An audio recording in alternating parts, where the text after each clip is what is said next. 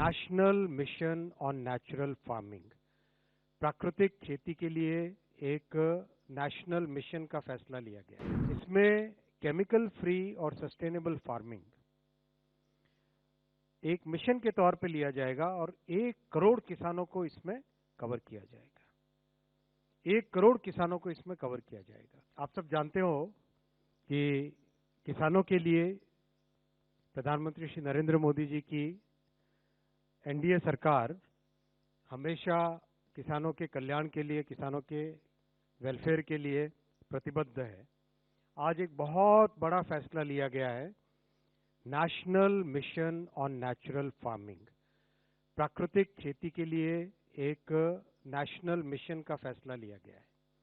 ये एक path breaking फैसला है, क्योंकि हम सब जानते हैं कि हमारे देश में एक बड़ी रिक्वायरमेंट है, जो किसानों की जमीन है, भूमि है, मिट्टी को स्वस्थ रखने की और केमिकल रहित प्रोडक्ट से इंसानों को स्वस्थ रखने की। इसीलिए ये एक बहुत महत्वपूर्ण आज फैसला लिया गया है और ये फैसला साथियों पुराने कई फैसलों की कड़ी में है। अगर आप देखो, जून के चुनावों के बाद में, मई जून के चुनावों के बाद में मोदी जी की तीसरी टर्म में आने के बाद में किसानों के लिए एक के बाद एक कई बड़े फैसले लिए गए। ये आपके सामने एक लिस्ट है जो पिछले कई कैबिनेट ब्रीफिंग्स में आपके सामने प्रस्तुत की गई है। तो ये 10 प्रोजेक्ट तो इस पेज पे है, अगले पेज पे और 9 प्रोजेक्ट है। टोटल 2-2.5 लाख से ज़्यादा के टोटल प्रोजेक्ट्स अप्रूव हुए हैं और आज उसी कड़ी में national mission on natural farming करीब 2481 करोड़ रुपए का प्रोजेक्ट है। इसका पहला एक्सपेरिमेंट हुआ था 2019-20 में। अच्छा इसका रिजल्ट आया, कई लोगों ने इसको बहुत उत्साह के साथ अपनाया। उसके बाद में 22-23 में एक और थोड़ा बड़ा एक्सपेरिमेंट किया गया कि गंगा जी के किनारे दोनों साइड 5-5 किलोमीटर का एक कॉरिडोर लिया गया। उस कॉरिडोर में नेचुरल फार्मिंग हो, केमिकल रहित फार्मिंग हो।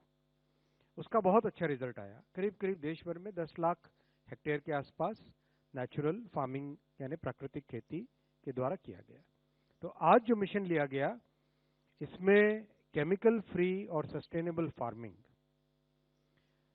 एक मिशन के तौर पे लिया जाएगा और 1 करोड़ किसानों को इसमें कवर किया जाएगा।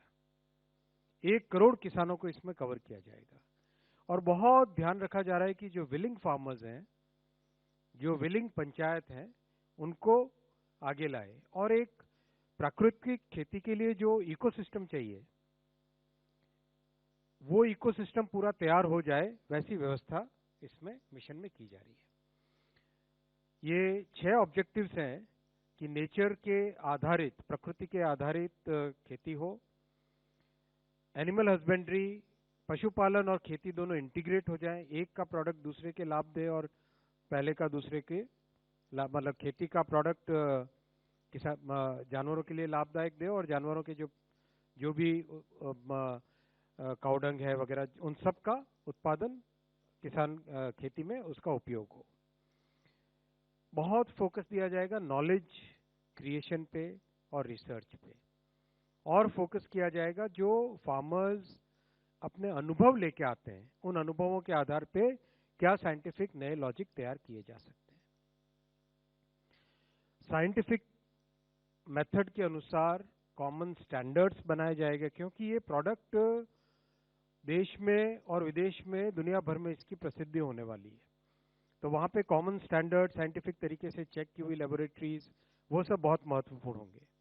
और एक सिंगल नेशनल ब्रांड की बनाई जाएगी इस मिशन में, जो कि केमिकल फ्री प्रोडक्ट के लिए उपयोग में की जाएगी। इस प्रोग्राम को मिशन, बहुत बड़ा मिशन है ये, एक ह्यूमंगस टास्क है। इसको करने के लिए बहुत प्लानिंग की गई है, इम्प्लीमेंटेशन स्ट्रैटेजी पे बहुत ध्यान दिया गया है। कैबिनेट में जब माननीय शिवराज जी ने इसके बारे में बताया था, बहुत डिटेल में किस तरह से इम्प्लीमेंटेशन किया जाएगा उन्होंने बताया, तो वो सारा आपके सामने रखा गया है। किस तरह से पंचायत, कृषि विकास केंद्र, फिर हमारे एग्रीकल्चर यूनिवर्सिटीज, इन सब को उपयोग में लिया जाएगा। कृषि सखियों का इसमें ट्रेनिंग की जाएगी और जो ट्रेंड फार्मर्स हैं उनको इसमें आगे और दूसरों को ट्रेनिंग देने के उपयोग में लाया जाएगा। ऑनलाइन डिजिटल प्लेटफॉर्म बनेगा। फिर बायो इनपुट्स के जो रिसोर्स सेंटर्स बनेंगे वो कैसे होंगे, उसमें क्या मिलेगा, किस तरह से उसमें प्रोडक्ट की क्वालिटी पे ध्यान दिया जाएगा। कई इंस्टीट्यूशनल स्ट्रक्चर्स भी बनाए जाएं, जैसे अंडर ग्रेजुएट कोर्स चालू करना एग्रीकल्चर यूनिवर्सिटी में, जो नॉलेज है उस नॉलेज बेस को पूरा एक जगह समाहित करके सबके उपयोग में आए वैसा करना। इन सब चीज़ों का ध्यान में रखा गया है। और जैसा आपने देखा, टेलीकॉम हो, सेमीकंडक्टर हो, सब जगह आज यूनिवर्सिटीज़ को इंडस्ट्री और सरकार के कार्यक्रमों के साथ एक इंटीग्रेटेड तरीके से जोड़ा जा रहा है। इस मिशन में भी कई यूनिवर्सिटीज़ जुड़ी हैं, जो 7-8 नाम आपके सामने यहाँ पे रखे हैं, जो देश के कोने कोने से हैं। साथियों, एग्रीकल्चर के बाद में नौजवानों के लिए, स्टूडेंट्स के लिए जो बहुत बड़ा एक कार्यक्रम आज लिया गया है वो है वन नेशन वन सब्सक्रिप्शन। हम सब जानते हैं कि रिसर्च के लिए बहुत जरूरी है high quality publications. High quality publications महंगे होते हैं और हम सब जानते हैं कॉलेज में जब पढ़ते थे एक अच्छा जर्नल पढ़ना हो कितना एक्सेस कितनी कम रहती थी।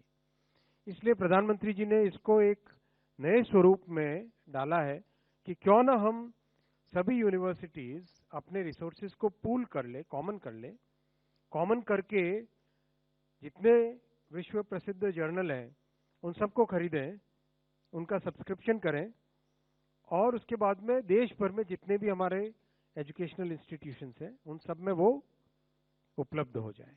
It's a very interesting thought and this has led to the 6,000 crore program for one nation one subscription. Initially इसको लिया जाएगा गवर्नमेंट के, सेंट्रल गवर्नमेंट और स्टेट गवर्नमेंट के एजुकेशनल इंस्टीट्यूशंस में फेज 1 में, उसके बाद में दूसरे हायर एजुकेशन इंस्टीट्यूशंस में और फिर देश भर में इसका प्रभाव आएगा। कई जो ग्लोबल पब्लिशर्स हैं वो ऑलरेडी ऑन बोर्ड हो गए हैं। ये सारे के सारे ऐसे पब्लिशर्स हैं जो कि विश्व प्रसिद्ध पब्लिशर्स हैं रिसर्च एंड डेवलपमेंट की फील्ड में। जो पायलट प्रोजेक्ट किया गया उसका रिजल्ट आप देखिए।